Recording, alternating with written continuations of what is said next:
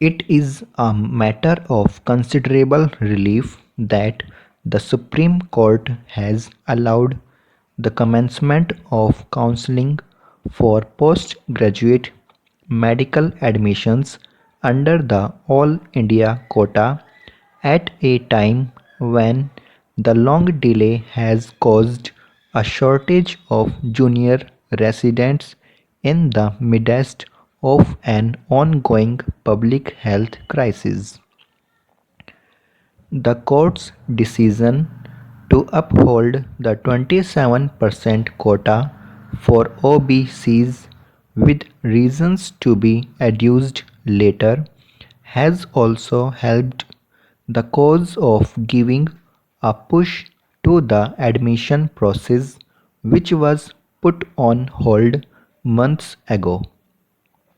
It is somewhat disappointing that despite several hearings and the deployment of an expert committee, the controversial criteria for the 10% economically weaker sections (EWS) remain unchanged for admission for 2021 to 22. As early as October 25, the Union government offered to put on hold the admission process during the pendency of the challenge to the introduction of the OBC and EWS quotas by a July 29, 2021 notification.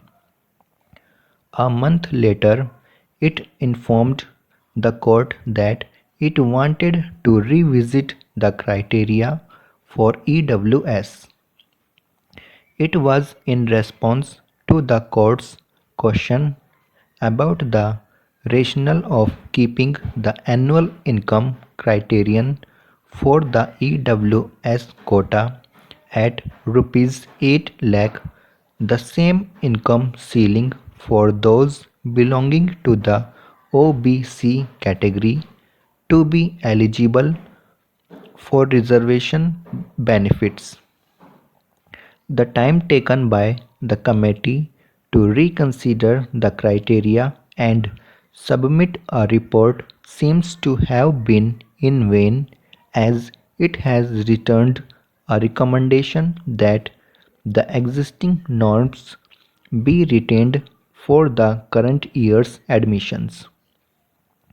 The bench, taking into account the fact that the admission process cannot be further delayed, has chosen to allow the admission to proceed based on the norms spelled out in the July notification. However, the validity of the expert panel's recommendations will be decided when the court takes up the matter in March. It makes one wonder why the government postponed the counseling and took more than a month to get a panel to revisit the criteria, if it was ultimately going to press for the current year's admission to be allowed without any change.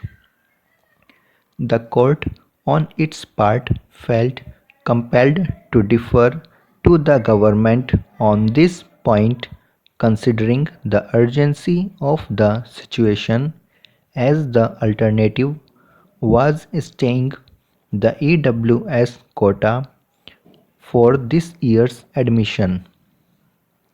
Its original point for this its original point that there cannot be a common income limit for those coming from a background of social and educational backwardness and those who are members of privileged classes but with inadequate economic means still stands.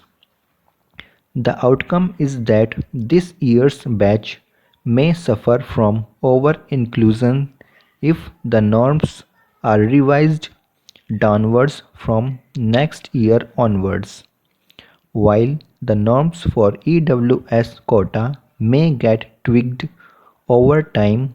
The question whether there ought to be any reservation for the advanced classes solely on the ground that they have insufficient means is still before the Constitution bench.